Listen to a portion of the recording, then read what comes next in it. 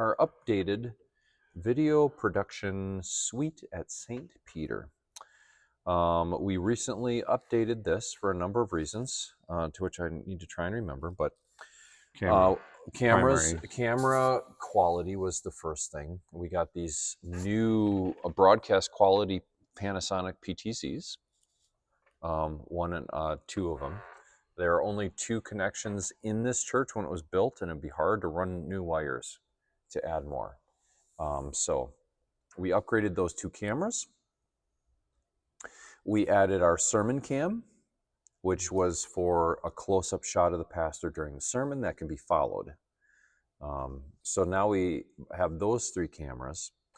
The 2 PTZs, as I mentioned in the other video, come into the video switcher. The sermon camera is a home run to our unit here. And that is because of some reason, I don't know why they had to do that with the configuration. So we added this new video switcher because we needed to be able to bring the Dante audio mix into our SDI feed. And so we needed to update this whole thing here so we could implement Resi. And here's our little Resi encoder under here. Please email john.rudot about that. So we needed to get all of that into one SDI line so that we could send that out through Resi. That was the upgrade we needed alongside the better cameras, a better controller, things like that. That's where all of this came from. So what we did was got this Blackmagic controller. This is the same one that currently Time of Grace is using. Time of Grace will probably be upgrading beyond that to something else. But this is one of the most common video switchers out there. This is basically a controller for the real switch, which is right here. So you can even see when I change things on the controller, all the things are changing right there. So I do have a QR code right here. This needs to be expanded. I did not finish this guy yet, which I'll talk to what I wanted to do before then in a minute.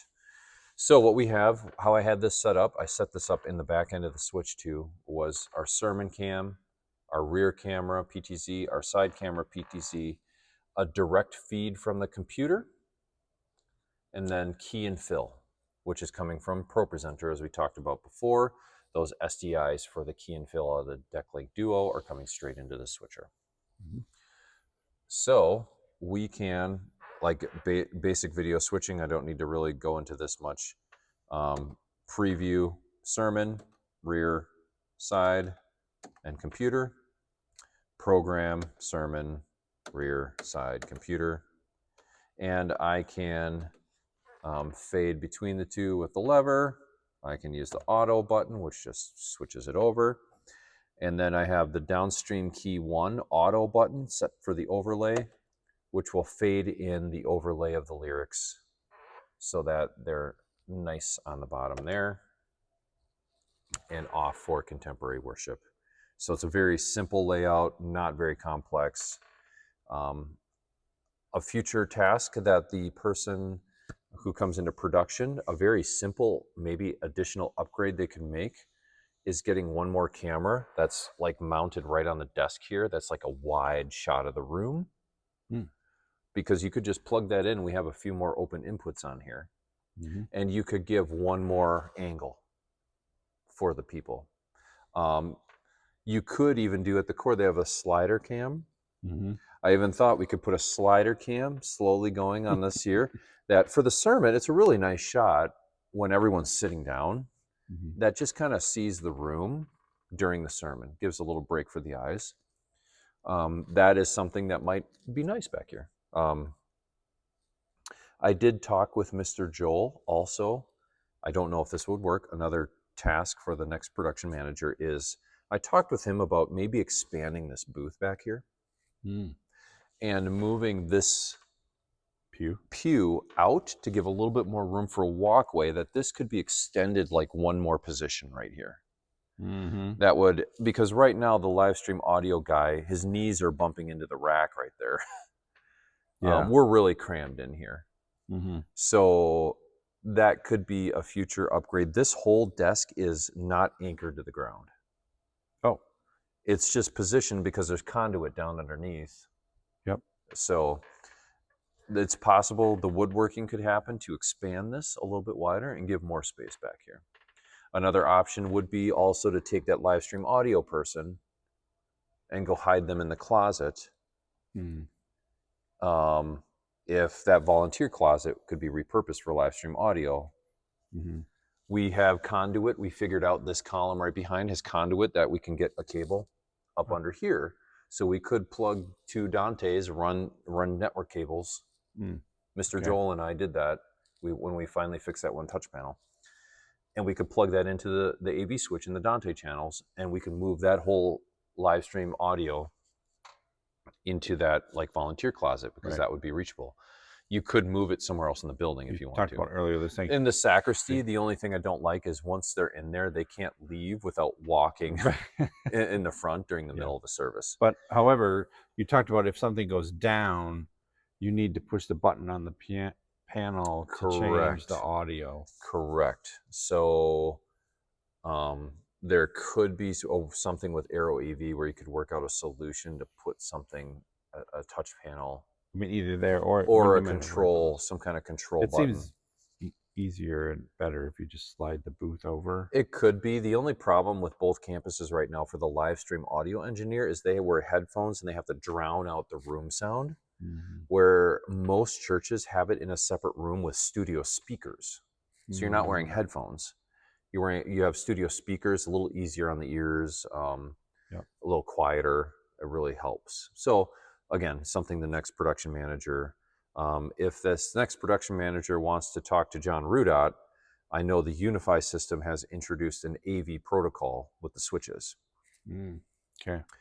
That it might be possible that you could put the live stream audio production space in a different part of the building and route through the Unify, change a couple ports to AV. Just to make sure it's got to be a clean connection. So that would have to be researched. That would be the other possibility. So I'll leave that to the next production manager. This has been working. We're all in the same room. It's a little uncomfortable with the knees, but it's been working. There are options, just so that the production manager knows there are options that could happen there. So then this video station could also be moved. That would be tougher because we got SDI connections coming from this computer. We got SDI connections coming from down there.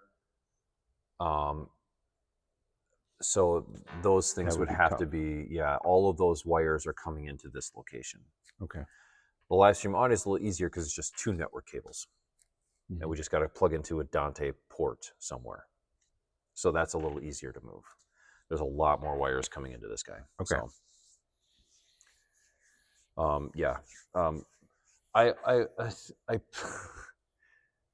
this probably wouldn't work, but I actually toyed with the idea, could the mother's room be converted into a production room? But that mother's room with all the small children gets used so much. I don't think that's a viable solution. That would be an ideal, if we had no mother's room, that would be an ideal place. I would move the video production and I would move the audio, live stream audio, into that room and leave slides and house audio in here and give more room here. So that's probably not going to work with the building being constructed the way it was. So a couple things, dive into the Blackmagic thing. There is a wired connection here, which goes into the control network, which our video switch is plugged into the control network. And on your computer, you can get the Blackmagic software to control the switch from the computer, but also to change the settings. And what I did was in the settings, I rearranged this multi-view to get all of these guys in good positions, relabel what we called these things. So you would need a computer plugged into the control network in order to do that. So I've been leaving this back here, and hopefully people don't mess with it. But you can get into the control network there or plug into any control network port to be able to do that there. And that is not how I did this configuration. This guy is pretty simple with these settings thing. You can jump into button mappings, and I turned off and color coded and named and stuff down here, all with the settings on here. Okay. So that is all edited there. So how you produce the service, I'll leave that to the production manager. How you train your guys to do the camera shots, slow pans, what you do during a communion. The communion portion has been a hot topic of debate. Right. Do you just zoom in on the cross, put up the slides of passages, or show a wide view of the room for the people who aren't here participating? They can still, the production manager can decide and lead that charge. When we upgraded, the reason we chose the cameras we did is because it matched the chip and lensing of this Panasonic Sermon camera. So the new PTZs in this camera use like the same chip or color, so color and stuff should be very similar between the cameras. We upgraded our controller for the PTZs because A, this feels like flying a fighter jet and it's awesome. But B, we can plug in the Sermon cam while we can't steer it because the person up there is moving it. We can actually control the zoom, and we can also control the color. So on here, there are some basic red and blue gain controls and pedestal, I think it's called, controls. And this MPED control and this gain control are things that you can tweak to balance out your camera so they look good. Sure. On my to-do list was also Panasonic actually provides a remote training. I believe it was like $400 for about half a day, where they will teach you how to color correct your cameras or how to match them. Okay. Now that Billy Finn is on staff, he is a color master. So he might be able to do that. That is why we got these spectrometers here.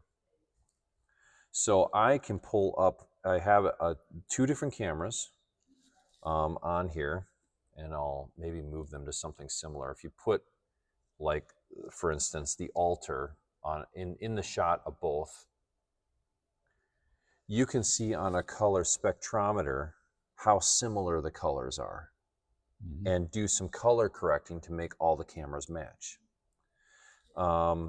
Let's do the rear and the Sermon cam. You can see up here it's a little whiter on the Sermon cam than it is on the rear wall cam. And you can look on the spectrometer to see exactly, like, the shapes are a little different. And you can use some color correcting to move the shapes so that they match each other.